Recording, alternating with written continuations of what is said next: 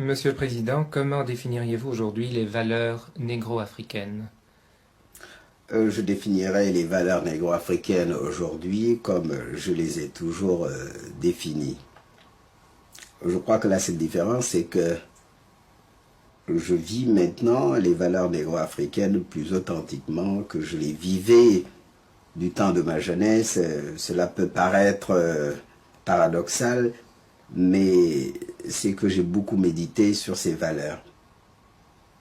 La négritude, d'aucuns l'ont nié, en particulier les négro-africains anglophones.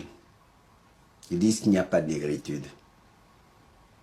Mais alors pourquoi avoir demandé l'indépendance? Si on a demandé l'indépendance, c'est pour préserver notre personnalité collective.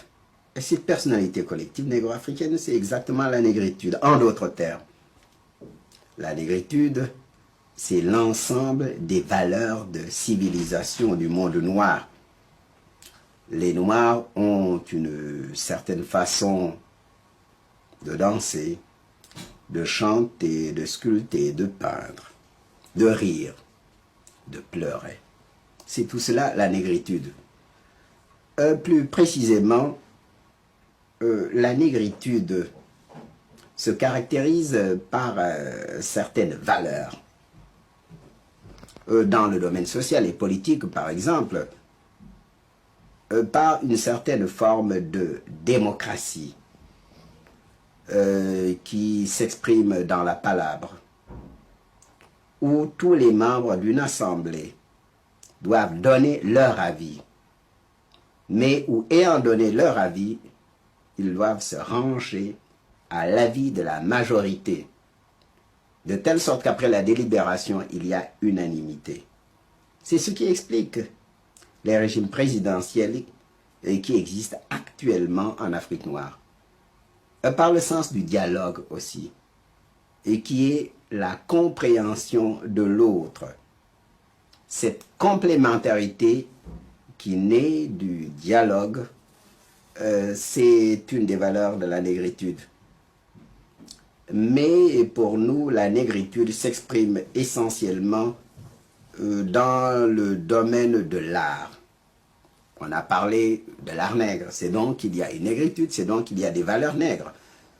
Ces valeurs qui se caractérisent par le don du rythme, le don de l'image symbole, le don du sens par-delà le signe. Ce sont toutes ces valeurs qui définissent pour nous le concept de négritude. Bien sûr, actuellement, nous pensons que la négritude ne peut se passer des autres valeurs, car ces valeurs se retrouvent également dans les autres races, dans les autres civilisations. Seulement, il se fait que dans le monde noir, il y a un ensemble particulier. Le négro-africain, par exemple, a mis l'accent en art sur le rythme et sur l'image symbole.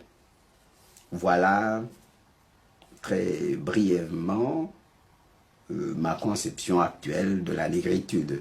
Si vous voulez, nous avions vers 1933 une conception étriquée, un peu raciste de la négritude. Actuellement, nous avons une conception ouverte et nous pensons que la nouvelle civilisation négro-africaine doit emprunter aux autres, en particulier à l'Europe, des valeurs complémentaires, la raison discursive, l'esprit de méthode, le sens de l'efficacité.